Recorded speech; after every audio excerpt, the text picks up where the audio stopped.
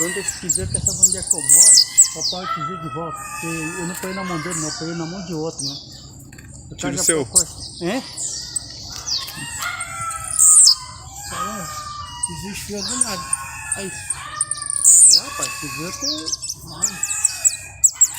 Pode. Sabe o que é o medo dele? Avião. Do avião passou.